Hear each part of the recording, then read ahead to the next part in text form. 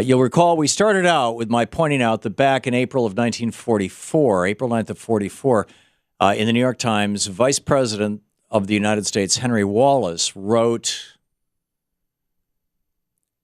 that the goal of the economic elite in the United States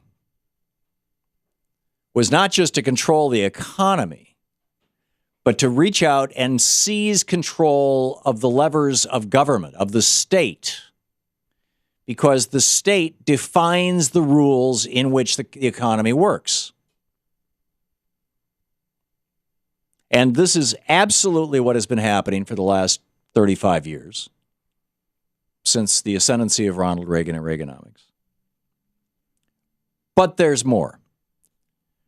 And the most conspicuous example of this, of industrialists, billionaires, very wealthy people who have an agenda of more for me,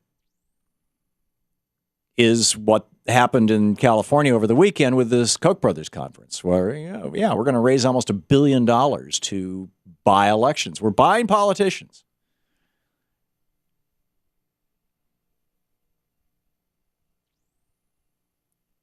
I was in a cab a week or two ago. I think I might have already told this story on the air, but it's a quick one. And the cab driver was talking about how the city he's been a longtime D.C. resident. And he was like, 15, 20 years ago, 30 years ago, he said this city was a dangerous place. And right now it is coming back. There's a renaissance. And I said, yeah, there's a lot of money in this town. And he said, do you have any idea why? And I said, yeah. I said, it's because the Supreme Court said that it's legal to buy politicians and political parties for that matter. And in fact, most recently in the McCutcheon decision, they said there's virtually no limit on the amount of money that you want to spend and the number of politicians you want to buy if you're rich enough.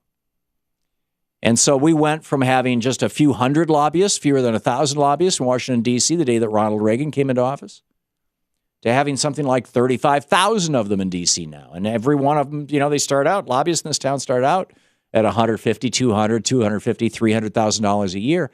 There's just a pile of money being poured into D.C. because the most profitable business in America right now is buying politicians to change the rules of the game of capitalism so that your economy, your industry, your company can get special treatment, can get subsidies, can get monopolies, and can be more profitable. And it was like, whoa, it makes sense. I was like, yeah.